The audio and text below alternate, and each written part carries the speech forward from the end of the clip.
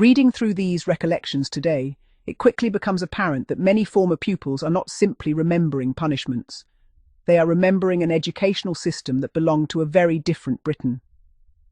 The schools they describe were places where discipline was expected, teachers exercised considerable authority, and parents often supported whatever action the school considered necessary.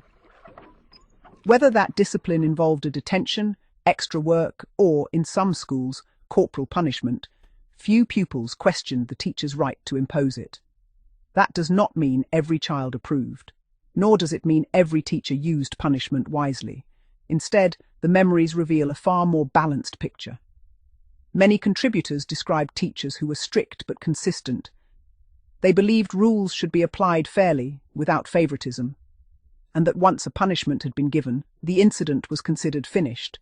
There were no grudges, no endless reminders, and no lasting stigma attached to the child. Several former pupils remembered exactly that atmosphere.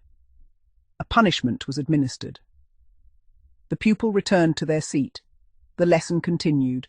Life moved on. For many, this was simply how school operated. Others, however, remembered occasions when discipline appeared inconsistent. One child might receive a severe punishment, while another escaped with only a warning. These differences often depended upon the individual teacher, the seriousness of the offence, or the policies of the particular school. As the discussion developed, contributors also became increasingly aware that their own experiences were not universal. Someone educated in one county during the 1950s could have completely different memories from someone attending school elsewhere during the 1970s or early 1980s. Some remembered girls regularly receiving the slipper.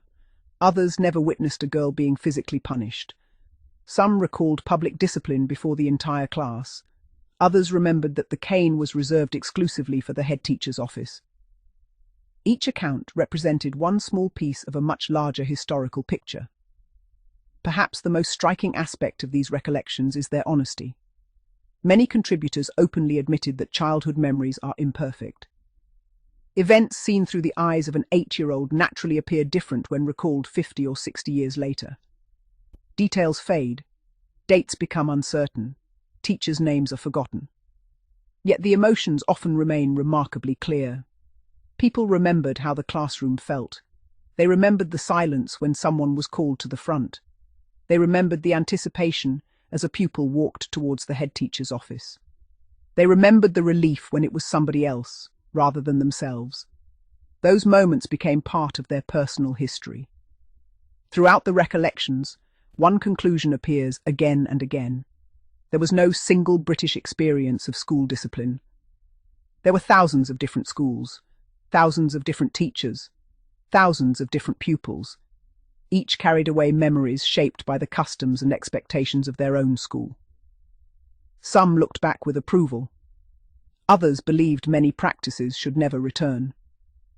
Many occupied the middle ground, recognizing that while some teachers exercised their authority fairly, others undoubtedly went too far. What these recollections provide is not a verdict on the past. Instead, they offer something perhaps even more valuable. They preserve the voices of ordinary people remembering what everyday school life was really like during a period of British educational history that has now passed into memory. In doing so, they remind us that history is rarely simple. It is built from countless individual experiences, each adding another piece to the story of a generation that grew up in classrooms very different from those of today.